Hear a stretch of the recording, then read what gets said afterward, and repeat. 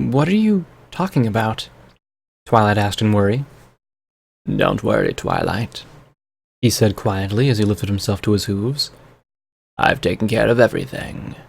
And even if it doesn't work out, everything comes out clean one way or the other. They faded from sight, as did the rest of the ponies I'd seen. No, not all of them. I gaped as two ghostly ponies trot by and then faded into nothing. I blinked, shook my head, and looked down at the trashed hallway, now empty and strewn with garbage and debris. I stared at it in confusion. What the hell? I muttered with a groan, rubbing my temples as I felt a doozy of a headache start. Was this some weird Hoovington enervation thing? Was I going crazy?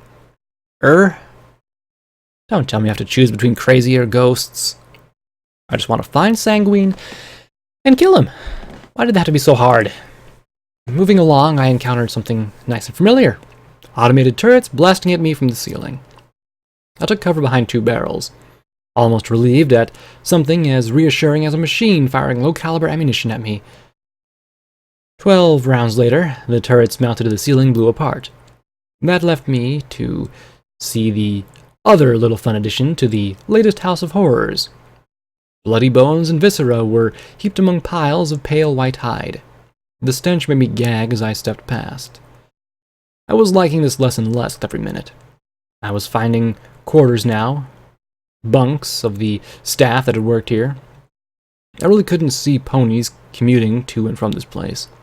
The bunks were just as trash as the rest, most of the metal smashed to scrap.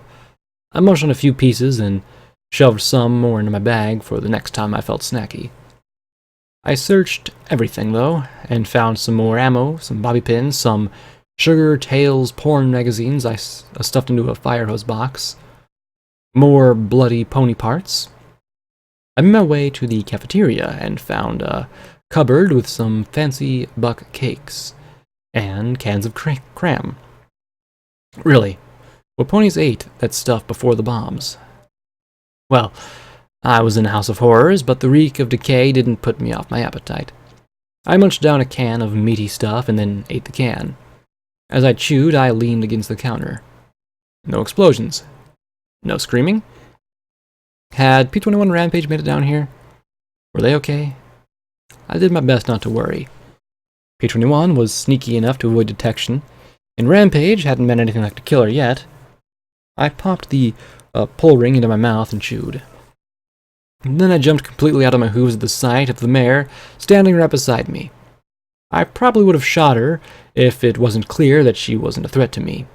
Unarmed and unarmored, the white earth pony with the white mane had eyes so pale that it was hard to tell where the irises ended and the others began. The only reason I didn't think she might be some kind of ghost was that I couldn't see through her. All ghosts were transparent. Right? Hi? I said as she stared at me. Hello? More staring. Are you okay? More stares. I moved and she moved. I waved my hoof in front of her eyes and she shrank back. Her ribs showed through her hide. Hungry? Nothing. Even more disturbing was the lack of a cutie mark on her flank.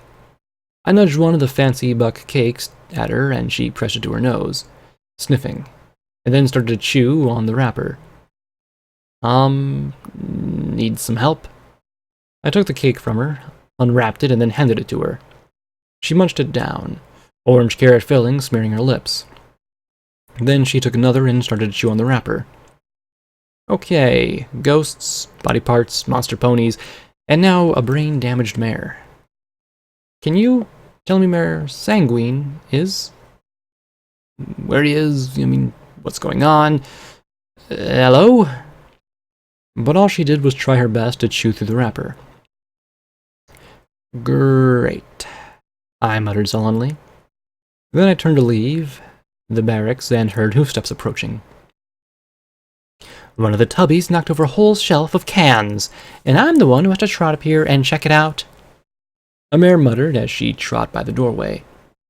I saw a flash of yellow and orange. Fury, or whatever she called herself. I was just about to sneak out and head the way she'd come when there was a clatter. I looked back at the white mare who'd knocked over a stack of plates, trying to reach for one of the snack cakes. And then I looked back to find myself face to face with Fury.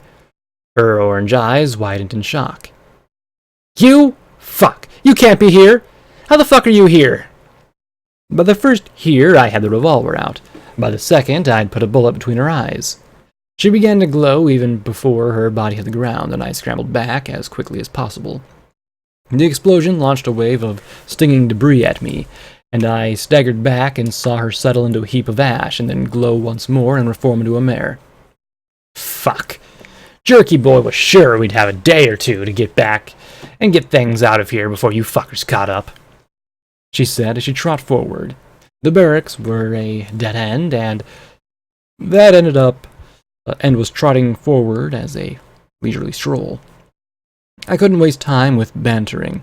I put 2 more rounds in her head, even as she heaved a scrap of bunk onto her back. I hit the desk as she exploded once again, settling into glowing ash even as I barely avoided the flying scrap metal. The heap of dust started to glow and then reform again. She glared at me in irritation. Fuck! Still don't get it, do you? I spat the gun between my hooves, shook out the shells, tossed a hoof full of bullets into the air, caught them in my mouth, and shoved them into the empty cylinder with my lips and tongue. How the hell did Earth Ponies use guns at all? Trying for a Deus' spot on the Foul-Mouth Brigade? I asked as I snapped the gun shut and looked at it. It was like fighting Rampage. I'd run out of bullets, or she'd get close enough that one of her blasts would take me out. The pale mare let out a bawling cry that drew the orange mare's glare.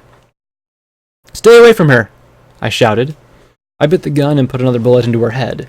This time I got lucky. The scrap metal deflected off my lifted forelegs rather than biting into my throat. Stay away from her? She's a fucking blank, she said, snorting in contempt. I pointed the gun at her. Yeah, keep trying that, fucking idiot. I fired again, and the concussion wave smacked me into the fire hose box. I looked at the heap of ashes as she reformed and glared around me. Fuck, still not dead yet? I shot her again. More junk peppered me as she blew once more. And just like before, the heap of ashes reformed. How the fuck could I beat her? It was worse than Rampage. It was like fighting Gemini all over again. Wait, would that work? She reformed, glaring at me in clear annoyance. Give it up. You can't beat me. Sorry about this, I said as I put the bullet into her head yet again. But as she glowed, I turned my back on her and threw open the firebox. The explosion slammed me into the coiling hose, even as I gripped the valve handle and pulled, praying to Luna and Celestia that the water was still on. The hose hissed and immediately swelled. I turned back around, holding the fire hose and pointing the nozzle at the glowing ashes. As they began to rise, I blasted them into the heap of twisted bunks with a jet of water. The yellow mare took shape again, then gasped and stared at me in confusion for a moment. Then she looked down at the half of the bunk that she was lodged into her torso. Slowly, she reached down and tapped it with a hoof. Fuck! She gasped, then glowed bright yellow. The explosion threw more debris at me, but I didn't flinch away. As soon as she disintegrated, I focused the stream of water on the ashes. She reformed again, and this time there were pieces of her that seemed to be missing. Pieces of mane and ear, patches of hide. Again, she blew, and again, and again. Finally, she reformed and I turned off the hose. There was no way she was going to move at me again, not with her lower body stuck in the drain in the middle of the lower floor, barracks floor. She looked at me in a daze. Fuck. Fucking pathetic, she said, as she looked at herself, half trapped like Dusty Trails had been, her hide pale and her voice weak.